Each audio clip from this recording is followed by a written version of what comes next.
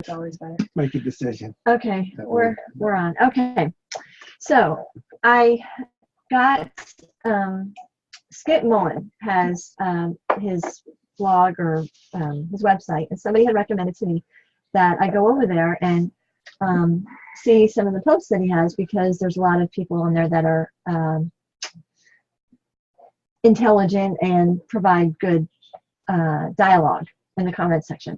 And so anyway, I went over there and I found a post on Virgin. He does these word studies, and he did one on Virgin like 4 years ago.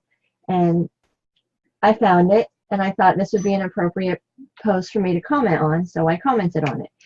And so there was a series of comments that came from that, asking essentially, why would Joseph send Mary away? What would be the benefit of sending her away? And I have, up until now, I mean, that has been a struggle in formulating a really good answer for that. And I thought that I had one, but now I feel like I have an even stronger one. Okay, I'm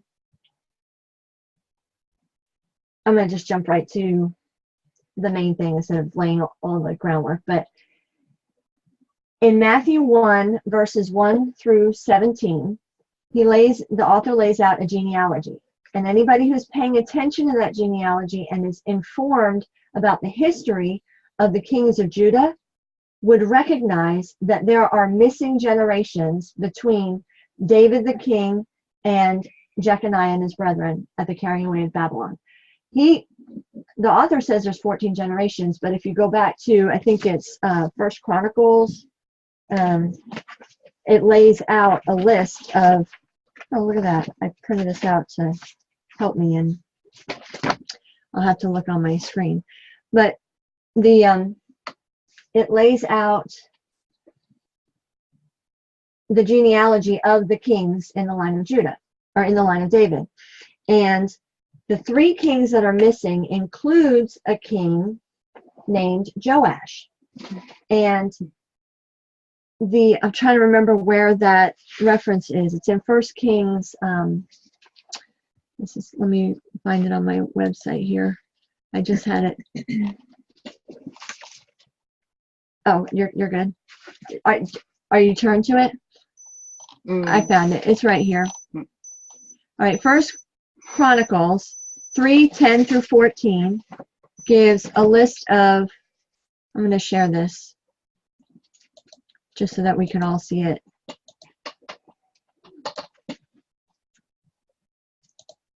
Gives a list of the kings from Solomon down to Josiah.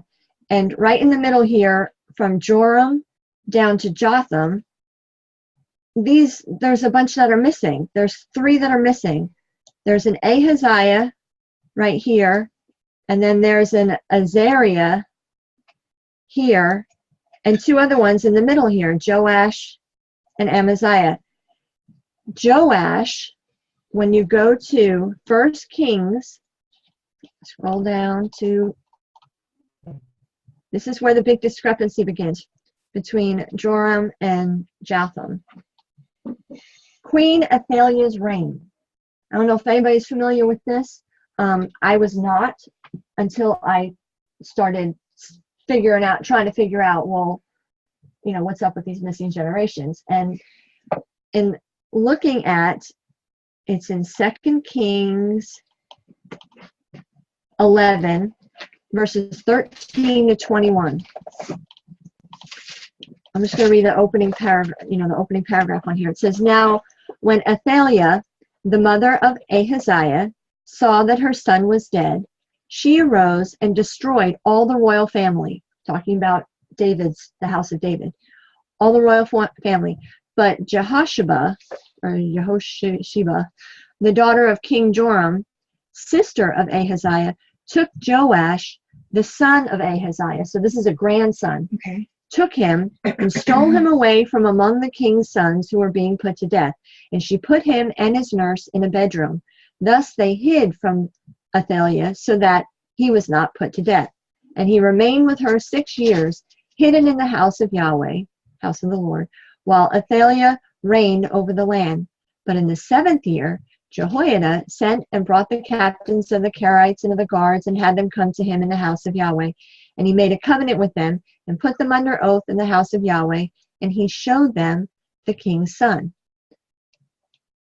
And he commanded them, this is the thing that you shall do. 1/3 of you, those who come off duty on the Sabbath and guard the king's house, another third being at the gate Sur, and a third at the gate behind the guards, shall guard the palace. And the 2 divisions of you, which come on duty in force on the Sabbath and guard the house of Yahweh on behalf of the king, shall surround the king, each with his weapons in his hand.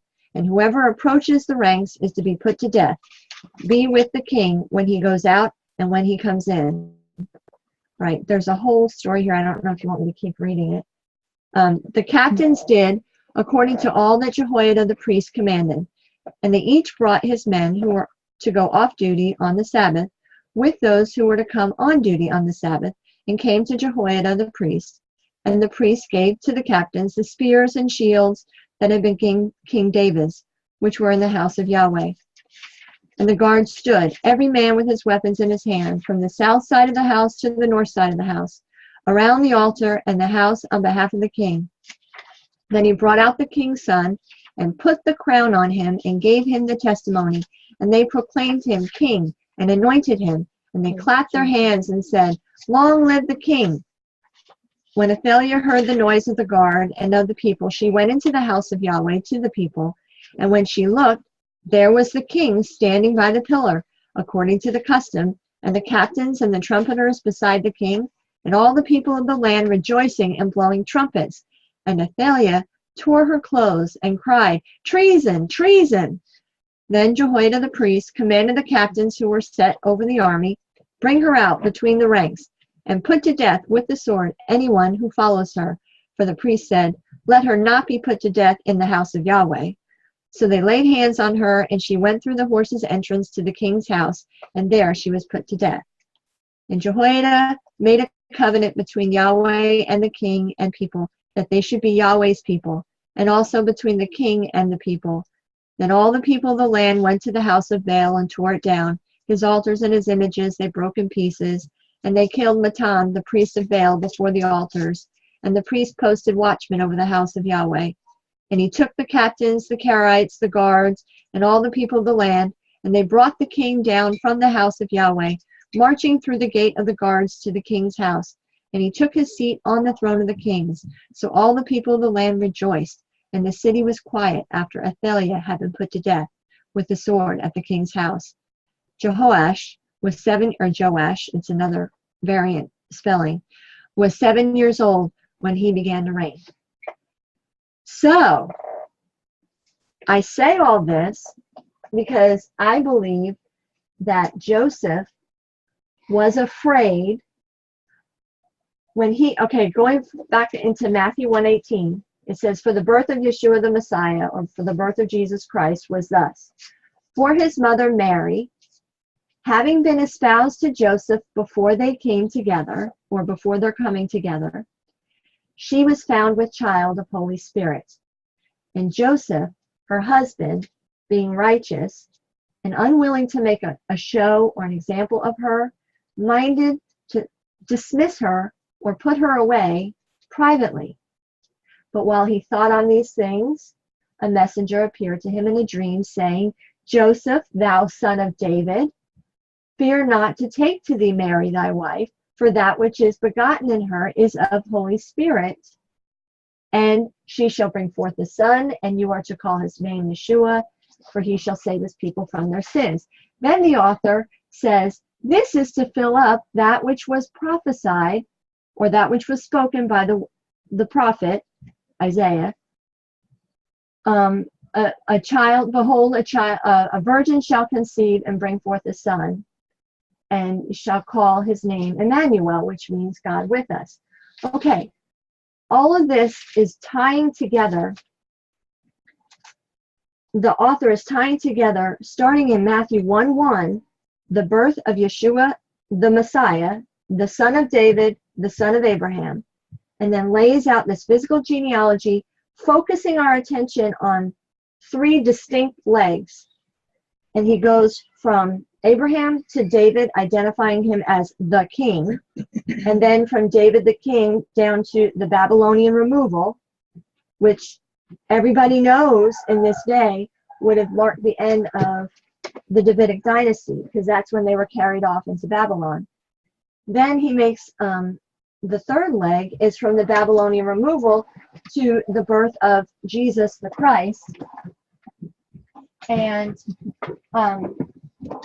or Jesus or Yeshua, who is called the Christ, the Messiah. So he's making a point to bringing out these titles of who these, of who this child is. And Joseph knows that Joseph is the father. He's the natural father. He's the one who is just Mary. David. Yes, and Mary is his wife. Mary is his woman, and she is found to be with child. Well, she's obviously naturally found to be with child because Joseph, her husband, and she got together, and now she's pregnant. And it's found that this child is a set-apart spirit.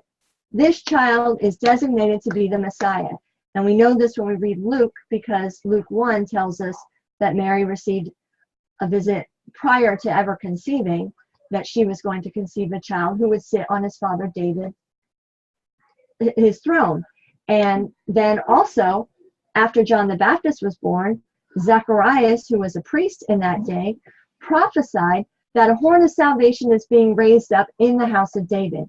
He believed the word of the Lord after having experienced his own little miracle with the birth of his son in old age. So now there's a buzz. Joseph and Mary both know that they are destined to bring forth the Messiah. Zechariah the priest has prophesied that there's a horn of salvation, which is understood to be a king, being raised up in the house of David. Now, going back to Matthew, the author of Matthew, he lays all this out. And then what does he do in Matthew 2? In the very next chapter, he's talking about how he starts by saying that Jesus was born in Bethlehem. Then he says, Magi come from the east to Jerusalem to see he who was born to be king of the Jews. And he goes to Herod. And Herod is the dragon, Pharaoh. Herod, yeah, he's the one in charge. And he is stirred by these news. He's like, And he tells the Magi, well, let me know when you first saw the star, let me know where he is so that I can bow to him too. And they turn to the learned teachers of the law to find out where is this king supposed to be born. And they look to the prophets, and the prophets say he's to be born in Bethlehem. So he sends the Magi over to, so that they go to Bethlehem. Well, throughout the rest of the chapter, you see the Magi decide they were warned in a dream to go back a different way. So they didn't go back to Herod. But Herod is furious. He's not happy about this. And so he sets a plan forth to kill all the boys that are born within the last 2 years. And then Joseph gets warned in a dream to take the mother and the child and flee to Egypt. And then while they're in Egypt, we find out that, the time has passed, King Herod is gone. He gets warned in a dream to come back. So that scenario is just like what we were just reading regarding Joash. Joash was put in hiding while there's a woman who's reigning, who's killing off the dynasty. And I think that Joseph was concerned for his wife and the child to come, and that's why he wanted to dismiss her. I think he wanted to dismiss her in hiding, not to divorce her, not to just stay with your sister for a while until you get pregnant or until you give birth. But it was like, no, I want to hide her and put her away to protect her and the child, so that I think that makes so much sense given the whole context. And he would have known the history. He would have known what had happened previously. And there's another story that involved that the author brings in. It's about the weeping of Rachel. Yeah. The reaping of, which is a different story, but it's the the same story, Mm-hmm. but it's a different incident or a different manifestation of the same thing. Mm-hmm. Yeah, When and Pharaoh went in and cut all babies in half over Moses. yeah, that's another. Yes, that's another. So, and it's actually referenced by into one of the In Matthew 2. Was it I have to look Hosea at that or- further. No, not in Hosea, but it is. So he would have just looked. He would have known Torah. He would have known history. Where's the He would have NIV? known what was happening when a righteous branch is born, and that it was in turbulent times when somebody was sitting on the throne or somebody who wasn't righteous was sitting on the throne. He would have known Right. that it could be very dangerous. Right, and now the author of Matthew, the fact that he's tying into Isaiah 7, the sign of the virgin shall conceive and bring forth a son. If you go back to the history of what was going on in chapters 7 and 8 of Isaiah, King Ahaz was sitting on the throne, and he was not a good king. He was a bad king, but he was still on the throne of David. And there was a conspiracy taking place between the king of Ephraim, which is the northern tribes, in Syria, and the king of Syria, Aram.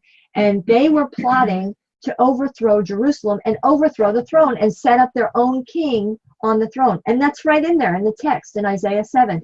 And Yahweh says, no, it's not going to come to pass.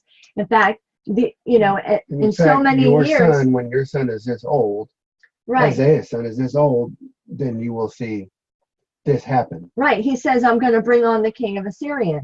Which wipes them all out. Right. And so he says that the people that you fear now are going to cease to be a people at some point. The issue will be taken care of. Yes. By the time your son is old enough to distinguish good from evil, the age of reason, whatever. Right, right. So the sign that was being given, it was being given to the house of David in particular, not just the whole kingdom. It was particularly to the house of David, and it was to the sign was the name of the son. The Emmanuel was to mark that God is with us, and then this happened, and then Babylon happened, and Assyria happened. Yeah. Yeah. All of this plays out, and then they're in the first century waiting for restoration. Yes. So what Matthew is telling his audience is there's a restoration. Remember Isaiah 7 and 8? Right. And where it said, and it was left off at this point, Emmanuel, God is with us. Right. That was a point. That's why he mentions it. And it all has to do with, and they would have understood it. We don't understand it because we preload our... To let them know that God God hadn't forgotten them. Right. He hadn't forgotten them, and he wasn't just going to let them. Right. Yeah. And I think that in Isaiah 8. And that fullness of time is coming. I mean, I think people educate, they would understand reading that. Because he opens it, it says, this is the son of David, son of Abraham. Well, they know who that is. Right. They understand all the implications of that. And they understand the lineage and the whole story way more than we do. Right. So this is to answer why he put her away. Right. It was like to save the son. And the key is he feared because when the messenger appeared to him and told him, fear not, because that's why he wanted to put her away, because he was afraid. Fear not to take to thee Mary thy wife. He was afraid. And then if you go back in Isaiah 7, the problem with King Ahaz was he was afraid of what was going to happen. And towards the end of chapter 8, declaration of his wife. And in chapter 8, it says that Isaiah says, behold, me and my children are for signs and wonders. And then Yahweh tells him, do not fear the fear that they fear. In other words, don't be afraid of men. Fear Yahweh, fear me. And this is what I think the author is trying to tie in with that reference. That whole scenario, that if anybody was not predisposed to the virgin birth doctrine and just, had understanding of the history of what happened in Isaiah's day, would catch that was a prominent theme, was fear. And now Joseph is wanting to put his wife away. Why? Because he's afraid. What is he afraid of? He's afraid of men, because look, King Herod is a bad guy, but Yahweh's saying, no, what's begotten in her is of Holy Spirit, and she's going to bring forth a son. His name is going to be Yeshua. Why? For he shall save his people from their sins. And it's this idea of a savior. They were looking for a savior because of the political climate that they were in and all of that. And this all ties it all together. I think it's awesome. I think that makes perfect sense. Well, he knew that the Pharisees would kill his son if he was trying to, just the same way. What was her name, Ophelia or Athalia. Athalia? I feel like Athalia. Anyway, mixing stories. But so Yeah, he there was was like, "What do I do? I should get her out of here Yeah, because because I'm not going to make her my wife publicly. right, because Bring her into all of that because she was young. Obviously, she's coming of age. well, I think she was already his wife. I don't doubt that she was. I believe that the fact that she was conceived, or that she conceived the child, demonstrates that the marriage was consummated. Joseph is the husband and she is the wife, and so there's no question. Again, if you're looking at it objectively without the baggage of the doctrines that we've been taught concerning the text, but just try and pull the information out of the text, the natural conclusion is that Joseph and Mary, they were espoused before they came together. And I think the reason why that detail is given is because in that genealogy, the author lays out these other women. He lays out, who is it? Tamar and Rahab, Ruth, and Bathsheba, only he doesn't refer to her as Bathsheba. He refers to her as one who had been Uriah's. So he's giving us a hint right there that these women that I'm mentioning, these women all belong to other men prior to the man that's listed in this genealogy who they brought 4 sons. But with Mary's a different situation. She was espoused to Joseph before they came together, which I believe is alluding to the fact that she was a virgin, because generally that's who men espouse themselves to, are maidens who've never been with other men.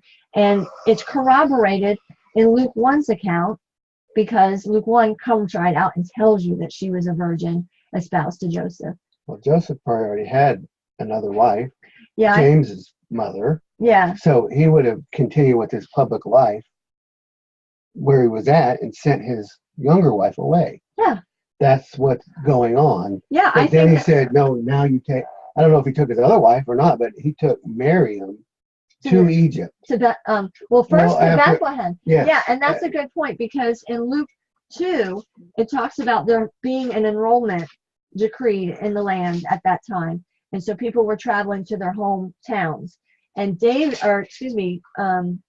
Joseph was traveling with Mary while she was pregnant. So she was already pregnant at that point, and went to the city of David, which was his hometown, Bethlehem. He wouldn't have sent her away at that point. Right, at that point, he was already determined that, okay, I'm going to bring her with me. Well, the author of Luke... I'm not saying her away, she's going with me to the census. Right, and she's going into the town of Bethlehem, which, there's going to be... Carrying the seed of David. Right, and the author specifically refers to her as his espoused wife. And I always thought that was odd, because I'm like, why would he say his espoused wife and not just his wife? What difference does it make that it's a spouse? And my thinking is because he had more than one wife. Yes. And it's common knowledge that James is the brother of Yeshua. Some people think that James is a later brother or later son that was born to Mary. But there's a lot of scholarly opinion that believe that James is the older brother of Yeshua. And if he's the older brother, then that means he's related by way of Joseph from a previous, another woman. And so that would mean that Joseph had more than one wife. Not saying he had them simultaneously. She may have, died or something. I believe that Joseph is an older man. I think that makes a lot of sense, because we don't hear anything about Joseph when Yeshua was a grown man. Perhaps he died. We're not told that. We don't know. But it fits. So I have an obvious question in the lineage of a point that the author might have been trying to make. Who was Solomon's mother? Solomon was Bathsheba's mother, or Bathsheba was Solomon's mother. Yes, and she was of another, she was the wife of another man. whereas Mary was not. Mary was espoused.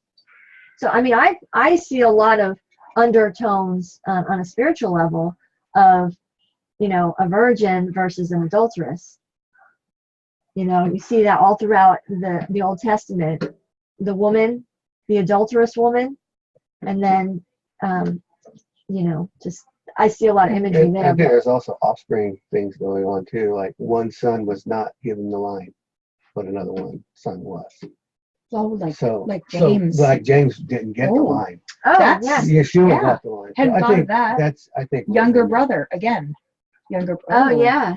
That's So probably you have- significant. Yeah, Esau, you Yeah. have Yep. Ishmael, you have Oh wow. Right. But they're all in the same seed of Joseph. Because Joseph is the father, would be the father of both James and. then you have David's sons. You have all kinds of. Because things going David had on. other sons So besides. why would not James be the Messiah? Right. By all right, by according to Torah, the firstborn son. Uh-huh. gets Huh. Not necessarily has to be the king, but the the firstborn son inheritance. gets Yeah. A So greater why, yeah, why inheritance. wouldn't it be James rather than Mhm. Yeshua? Because these other sons that do sit on the But I throne, think they're this not is, all I think firstborn. Matthew's Yeah. addressing this Yeah. subtly. Because people would be thinking. And Yeah, well, asking they would be. questions. We don't, because we don't know the culture, but Yeah. well, not without being educated. But they would have been like, well, wait a minute. Mhm. So, Like he's the younger. so this designation of a spouse wife is like maybe it's a way of saying like this is my lesser wife, or Right. my newer wife, or Right. whatever. It's you'd have to look at, and it's written in Greek, so we don't even know. But Right. And we're so far removed from, he's writing to an audience, I think, that was familiar with who the people were, who the players were at the time, and he's just, you know, trying to give them a clue. He's not trying to announce this new. these are subtleties. Some Yes. of it would be written into the text just because that's where he's at. Mhm. It is common knowledge and understood. You could read somebody's writing and read the writing on the wall without them saying it if you understand enough about them. Mhm. So I think we can do that with Matthew. But what we should be doing is taking the English translations and foisting this Christmas story over the top of them, basically, Mhm. and saying that's how we understand it, because it lacks any depth or any real scrutiny, historically, culturally, even what's probably in the original text. Mhm. So, I mean, you have a great point. So it's a good answer for why would he put her away? Yeah. Why would he yeah. be fearful? To save Yeah. his kid's life, Yeah. the Messiah, Yeah, exactly. the Exactly. political, Yeah. you know, Because political, like Intrigue. the political climate and the religious climate of those days would have been very, and he would have looked back to the history and gone, oh wow, this is what's happened here and here and here, and I don't want that to happen to my son. Mhm. Yeah, that makes sense. isn't in the text, isn't Herod referred to as the dragon? Or No, it just Herod. I think it's That's Herod what the I'm just- Great. Yeah. No, I don't think you're referring to him. Not in that chapter. that's the way I picture him, like Mm. the dragon trying to eat the offspring of the pregnant- woman yeah. type thing. When it's time for her to give birth, and then whisks her. But it happened whisked time and away. again. Or is that the woman, the dragon? That's the Revelation Revelation 12 12, woman? Okay, yes. Yeah, I thought so. Or just one. It's an archetype. Yeah, it's like picture. it's a vision that John the Revelator has, and Well, she knows where it's at, so she knows about the story. yeah. So it, I'm excited because this is a big key that that unlocks, that I think that the author was purposeful in leaving out this part of Israel's history, Judah's history particularly. Because who knows, I mean, I've heard Jackson Snyder make comments or make statements about how some of these things that are written in the New Testament writings are written in code. Like there's coded information in there so that if it fell into the hands of, you know, an average citizen, you know, they wouldn't understand what's being said. But if it was in the hands of those that were learned in the law and learned in Israel's history, they would pick up on it and they would catch it. So I would say most people that study the history of the kings of Judah would know that there's missing generations there. But But nobody, And they call Matthew a liar because of it. right? And they want to say, oh, he doesn't know what he's talking about, and that The casual reader isn't going to pick up on that. right. So Christians who aren't not just Christians, but that's a big, obviously the New Testament is really a big document for Christianity. If they're not learned and they're not understanding of that history, they just kind of gloss right over it, or and then some of the explanations that people give, they just want what they believe to be right, and they're not willing to. I just believe it. They're not willing to investigate it further. But when I investigated it and I saw it, I was just like, why?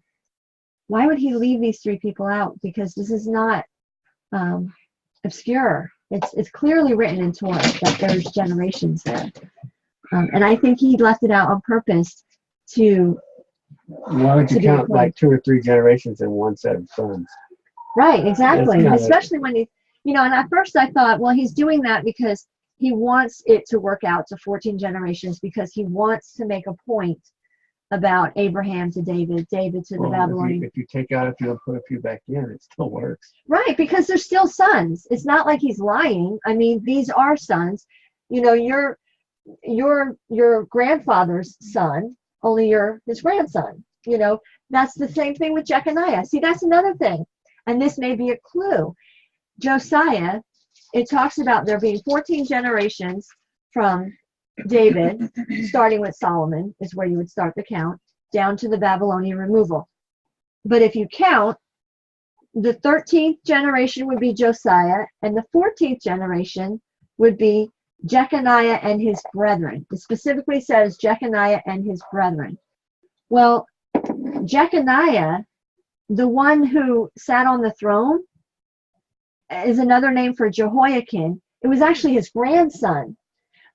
But the other sons that Josiah had was the generation in between. So the 14 generations goes from Josiah would be the 13th generation, and then the 14th generation would be Josiah's, the brethren. That would be the 14th. Then if you're counting from the removal, after the removal down to Yeshua, the first generation would be Jeconiah, which is actually the grandson of and the last king of David. Yeah. Well, he was King of David's line. Yes. So you start counting from there, and then you've got 14 generations. So the idea of there being 14 generations in Matthew's explanation is there, but people don't catch that because they're not familiar. I wasn't familiar with that history. And so what they end up doing is, by the time you get to the end where it says Jacob begat Joseph, the husband of Mary, of whom was born Yeshua, Jesus, the Messiah, they want to say that Joseph is actually Mary's father, because they want to insert another generation in there to make up for the supposed missing generation. But it's clear that it's the man or the husband of her, not the father. There's another Greek word, at least when I look at the Greek text, there's another word if it was father. So anyway, so that Joseph is the husband of Mary. That is also referenced in Matthew 1:18 when it goes to give more detail about the birth of Yeshua, the Messiah, or of Jesus the Christ. Because what's interesting to note is that segment, it says the birth of Jesus Christ, yet in that whole scenario, there's no mention of his physical birth. It's like, well, what is that all about? He doesn't ever talk about the birth, the physical birth. He talks about the angel, the messenger coming down. Joseph, son of David. Right. Yeah, and he's also identifying this is the birth of the Messiah. And how do we know it's the Messiah? The messenger comes and says to him, that which is begotten in you is of Holy Spirit, in that it's set apart. This child is set apart, just like the child that Zechariah was going to have in the future, who was going to be set apart, filled with Holy Spirit, even from his mother's womb. He was to be named John, and that he was going to go forth in the spirit and power of a life. So he was set apart. Well, the Messiah here we're told that this child, his son, is going to be, you're to name him Yeshua, and he's going to save his people from the sins. So this is the Messiah, and that's what that set said. apart, special. And it's just like Jeremiah. Exactly. It's just the same idea. It's not unusual at all. No, not at It's all. just like you are a designated vessel for my purposes, Right. and I have set you apart. Yeah, Jeremiah 1:5, I Like think. just like John the Baptist was Elijah, but was Elijah. Right. He was carrying forth that office, Yep. that appointment or that anointing, and that's what this is what he's saying with the reference back to Isaiah 7. Mm-hmm. This office, this story, we're continuing now. This is what we've been waiting for. Right. And now there are people who, and I can understand it. There are people who believe that what was happening in King Ahaz's day, with that sign that was given, that they believe that the the fulfillment Hezekiah. of that was Hezekiah, and to a degree, he was. Well, why can't it be both? Exactly. And I Because think it of has to be both, because obviously Hezekiah died, and it didn't go well after him because then Manasseh came on. He was a messenger of good tidings. He was a prince of peace. Yes. He was all of these things in the Septuagint version of. Yeah, the Isaiah 9. Yeah. That's talking about. Yeah. It's kind of a little weird in the Masoretic text, but Mm-hmm. if you get back in the Septuagint, it's like Hezekiah definitely fits all that. Yeah. But why not? What's wrong with that? Why does that hurt? That only hurts if you are insisting on a virgin birth or a deity being born and Hercules type thing. Yeah. And God. Yeah. That's a good answer to a point that comes up quite a bit. Yeah. Excellent. I'm excited. It's at least along the right track. Yeah. With more things, with that understanding, you can probably dig more little subtleties out. Mm-hmm. Looking at it from that lens, which you would never see one step at a time. Yeah. That's a good one. Stuff like this, it goes to show so much how ignorant. I mean, people who go to seminary, people who study the word. They're just blind.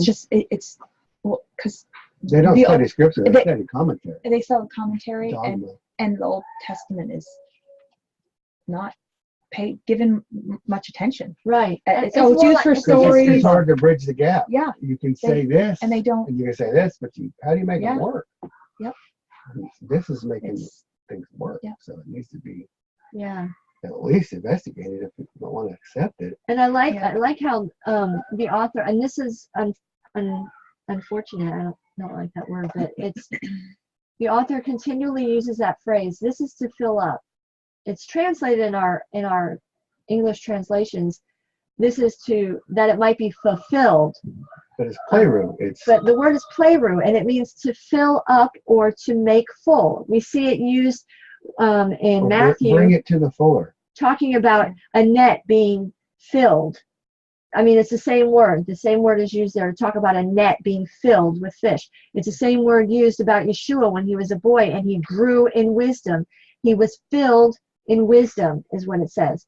It's that same playroom. So what Matthew is trying to do is all throughout his book, he is looking at activities that are going on in the modern day as it relates to the Messiah or whatever. A really good commentary. Yes, and he's saying this is to fill up that which was spoken in the past. Not to say that, that which was spoken in the past was a prophecy of something that was going to happen, hundreds of years later. No, it was a prophecy or words that were spoken that were relevant for the time. But now he's saying this is filling it up. And the filling up is not like a completion of it's topped off and done. Right. That's not the word. Right. It's like more full, made fuller, brought to fuller. Better than it was. Or expanded on. Like a balloon is blown up halfway now, but not all the way. Yeah. It's more playroom than it was.